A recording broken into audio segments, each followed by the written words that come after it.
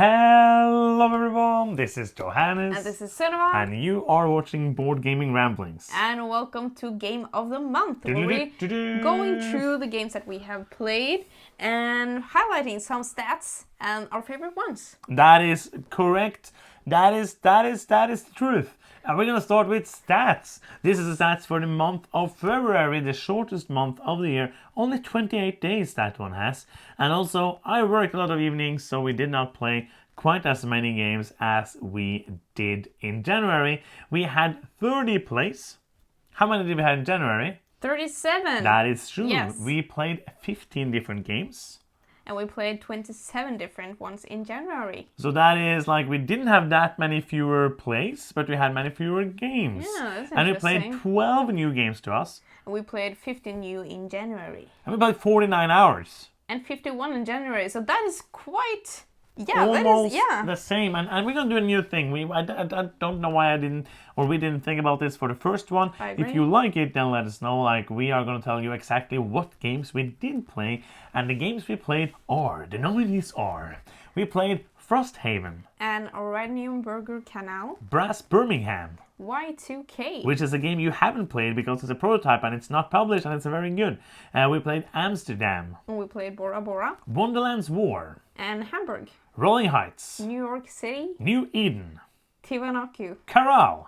Equinox. And Distant Suns. That is 15 games. That is true, and the reason that we played almost the same amount of plays and fewer games is Frosthaven. We played that 15 times, with being the half of the plays we had in February was for Frosthaven.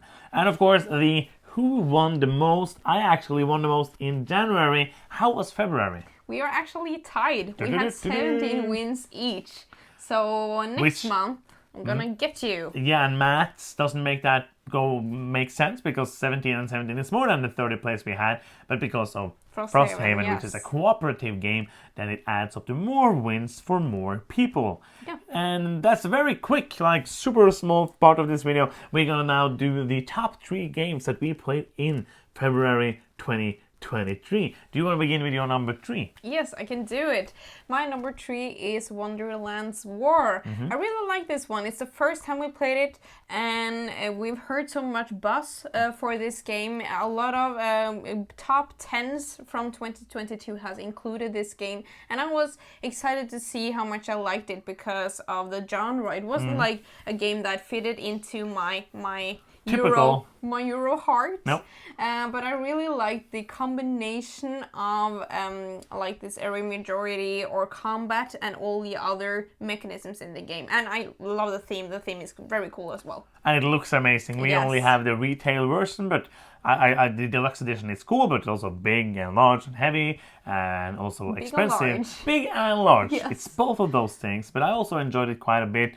It was not, I didn't end up in my top 3, a spoiler alert, but it was one that I absolutely enjoyed.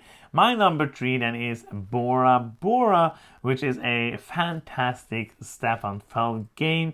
There is a new version of it on Kickstarter now. It's super expensive, but I'm probably gonna back it because it's Stefan Feld and I need every game that Stefan Feld has ever. So you're gonna pay $250 for 2 games. We are not addicts. We can stop at any whenever time. we want. Yeah. Bora Bora, if you have not played it, is one of the heavier Stefan Feld games. Yeah. It is a game where you use dice. You're going to roll dice, and it's not like the higher die is always the best or lower die is always the best, like really depending on when in the round, because you're placing them as workers, but you can only place like the a lower value than what is already there. Or higher, I always forget. Lower. I always forget that. So higher is the better action, lower is easier to actually get to do the action. That's it's something. If it's wrong, it's wrong. I'm the expert. That is probably true. I always kind of mix those up. I don't remember why. And there's a lot of ways to mitigate with these god cards and trying to do all these different things, and you have to kind of choose what things you want to do of the things you could do, and the things you don't do because there's so many things, and try to do the things to get the points for the things. It's super punishing because to get like end game scoring you have to do like things perfectly in some categories. If you're one off, you get 0 points. 0 things for things. So it's really, really tense for the last 2 rounds to see if you get the last things that you're desperately needing to do. And there's many paths to go, many different strategies to go for. A game I thoroughly enjoy.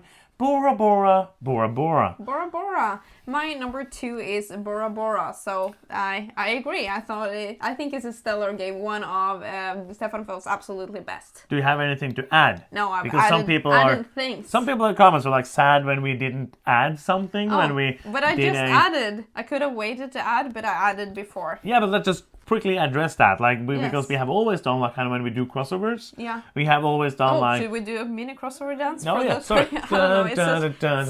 Because we forgot that in the last top 10. Sorry about that. But it was interesting because I've never seen a comment about that before. I know there were like a few popping up like that when, for example, you had a game and I had it on my list later. And I just said like, and my name is a crossover and it's Bora Bora. And back to you, like kind of didn't do it, but as I said, like the way I think about it is when you say Bora Bora in the beginning of that video or somewhere in that video, I know I'm gonna have it, so I kind of add a bit extra to it, hopefully not in an obvious way, but in a way that like this is what I also think. Some games I don't have anything to add, and some games I do have something to add. Yeah, so that was kind of like an editorial something in here for you randomly if you see that. A couple of you who commented on that. We have 2 more games. Yes, or I have 2 more games. You're number 2. My number 2 is Brass Birmingham, which is a fantastic game, also now number 1 on Board Game Geek. Congrats! It has taken over the spot of Gloomhaven and is now number 1. It's a soon to be overtaken by Frosthaven. No, just kidding. We'll see. It's a fantastic game. Just like everything in the game is stellar. There's really nothing I don't like. Like you have a fantastic way of card play. You have many different pots, it's so tactical and also strategical. It's very interactive. Like you really have to keep an eye out on what the other people are doing. Sometimes you have these 2 options and you really want to do them both, but you can't. And you're like, okay, which one will may be there when I come back again? I'm going to do that. And I'm like, no, you did that before me. And it's just like so much stuff going on. It's a fantastic game. We played it with 2 people that were like newer to games, not new to games, but like newer. Have been playing games for a few years and they really enjoyed it. So it was a lot of fun to play it again. Brass Birmingham, fantastic game. Yeah, the only reason it isn't on the top 3 for this month for me, because I love the game. It's amazing. Because you hate Board Game Geek. Yes, of course. It's a statement. No, I did so poorly. Every round for me was a constant struggle. My income was like 0 all the game. Negative. Yeah, so my experience this round wasn't amazing, but like the game in itself is it's perfect. Yeah, and as we said many times, both of these Brass games are the games we have played the most of these heavier games. I think we played them like 20 times now, which is a lot for us. So before we go into number 1, if anything in this video was insightful, helpful, funny, anything charming maybe, or just you don't hate us, then you don't hate us, if you don't hate the us, stakes are low, then you could give us a victory point, which means a lot to us. But what is a victory point, you might ask? How does that work? Yes, we get victory points when you press the subscribe button. That is our victory points. That is how we win in life. And you can also press the bell to get notifications every time we post a new video. Okay, so number 1 game of February 2023. Like it's no doubt. It would be very weird to wait. No doubt, that's the song. It would be very weird to wait so long for a game and when it comes not be super excited. Or it would be very sad. But luckily, Frosthaven is my number 1 for this month because it's amazing. It's my number 1 as well. And I'm kind of already going to do like a rule. Yeah. It cannot be on the top 3 for March. Or April or That's May. Fine. Because we're going to play it throughout the year. Now, yeah. And we cannot like do like, and the number 1 is Frosthaven. Maybe something will be better, we will see. But yeah, talk a bit about Frosthaven. Without spoilers, yes, of course. We already have posted a first impression video of that, so go check that out. But first impressions, short, it's... dance. Go. It's the first impressions dance now. It's the crossover dance. Well, I think that everything Gloomhaven does, Frosthaven can do it better. And I think that the scenarios, the characters, it is overall more creative. And I think it's a little step up, and I already thought that Gloomhaven was amazing. So I'm super pleased. I'm super stoked to continue playing it. And it's also it's very nice because we have played Gloomhaven almost 100 times.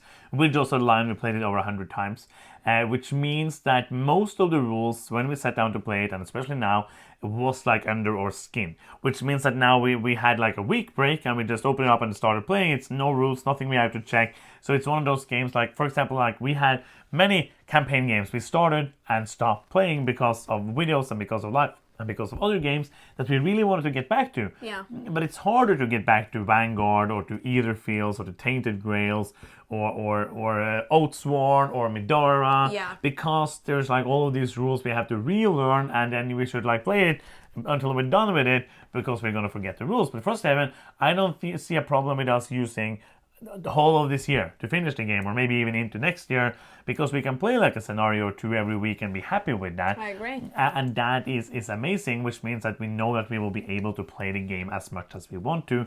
And I agree with everything you said. Like, it's basically, it is Gloomhaven 2.0, it's like, or 1.5, or whatever you want to call it. It is mostly the same game, but just like tweaks, rules changes, and loads of stuff that's just a better done, better stuff, better cool things. Bigger, better, stronger, faster. Yes, not faster maybe, but all the other things.